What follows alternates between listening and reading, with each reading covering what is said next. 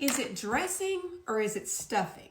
Around here, we call it dressing. And I'm about to make some, and I thought you might want to make it with me. Now listen, I know that dressing is a very personal thing. Everybody grew up on their mama's dressing, and everybody thinks theirs is the best. I didn't grow up with my mama, so I didn't learn how to make dressing until I married my husband. And I learned from my sweet mother-in-law and her identical twin sister. Theirs is the absolute best, world-renowned, if you will.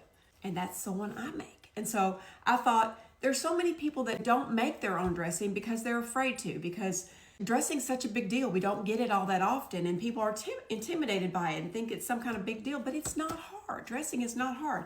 And listen, my mother-in-law taught me about a secret ingredient that makes it even easier.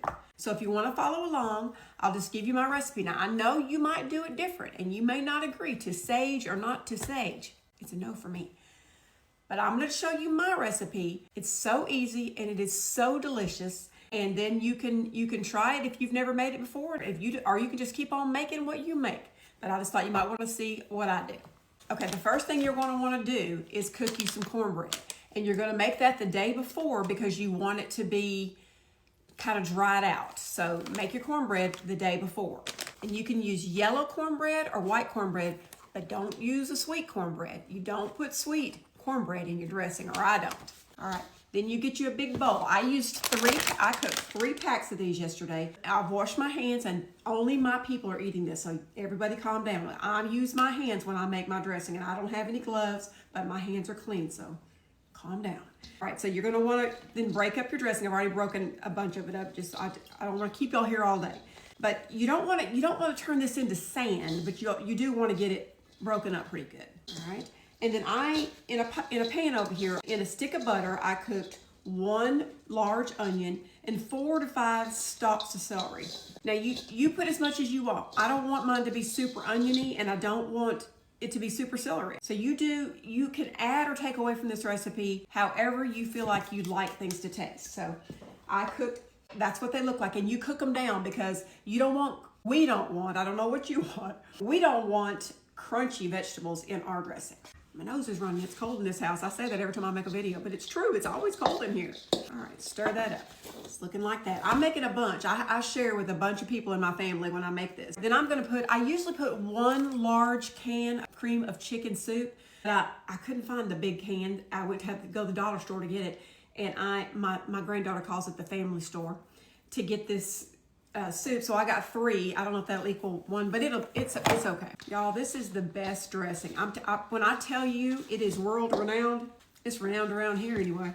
People love this dressing, and I'm fixing to add the secret ingredient that's gonna shock y'all. And it's gonna have some of y'all appalled. The dressing police is gonna get on me for this, but this is how my mother-in-law taught me, and this is the way we do it. Okay, so this is cornbread, and a lot of people add toast or white bread. My mother-in-law didn't do that. This is what she added, okay? Calm down. Before I even show you, I'm gonna need y'all to calm down because I know some people are gonna get a little riled up here, but Pepperidge Farms. This is the herb season. Now, there is a cornbread one like this, but you don't want that. You want this herb season. And all it is really just toasted breadcrumbs, white and wheat breadcrumbs. That's all that is. And it's got a little tiny bit of seasoning. This is not stovetop stuffing. This is not the same thing, so don't get it twisted. This is just some dried breadcrumbs with a little bit of seasoning so that you don't have to add a bunch of seasoning in here. I don't add garlic. I don't add any of that. I don't add any poultry seasoning. I don't add anything. I'm doing it just how she did it. And this is what she added. That is the game changer right there.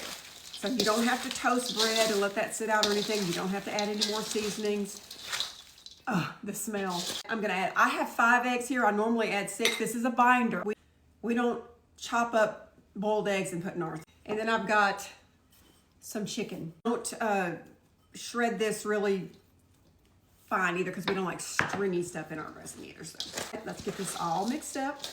I'm gonna take some of this to my mother-in-law. She loves it. She can't cook it herself anymore. Some of this is for her. All right, let's put some black pepper. I do add that. Not too much. My daughter is not a big fan of anything spicy, and to her that's spicy.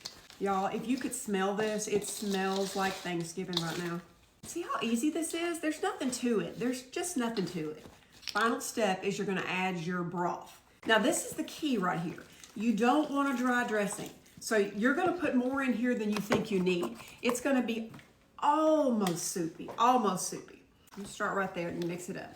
All right, let me turn you down where you can see it. You see how it's almost soupy. That's about the texture you want. You really can't, I mean, you could get it too soupy, but I would rather have a little bit too much broth than it be dry. Okay, that's about right there. I would put a drop more actually. Listen, I don't want a dry dressing, so I make sure that it's not gonna be dry. And that's it, y'all, that is it. I'm gonna put it in a 350-degree oven for about an hour. Have to kind of test it. All right, then you're gonna spray you a pan and begin to put it in there. And then the final step, you're gonna take some little pats of butter and just put them across the top. Changes everything. Okay. Cover it with foil. Cook it on about 350 for an hour and just check it. And then you can tell, you'll be able to tell when it's done. It's going to be firm but not dry. And then you'll take the top off and let it just brown on top and it'll be done. Usually about an hour and a half. It depends upon how big your tray is. But listen, this is a smaller tray than I usually make, so I'm going to start with about an hour, and then we'll check it, and I'll come back and we'll do a taste test. And it's ready, y'all. You ready for the taste test? Oh my gosh, my whole house smells like a holiday. Gotta have some cranberry sauce with it for sure. A little bit of salt.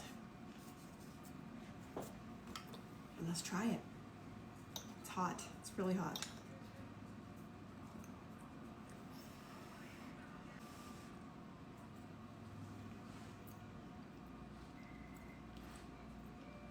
That is perfection in a bowl. If I do say so myself, absolutely nothing better.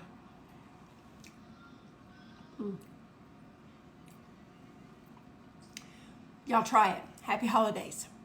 And one last thing, I hated to make this any longer than it already is, but one last thing is I did end up cooking it in the oven. I had two pans about this size in there, and I cooked it for about an hour and 45 minutes. So I didn't want y'all thinking in an hour it would be done, because that's what I originally said. So it ended up being about an hour and 45 minutes for two big pans this size on 350.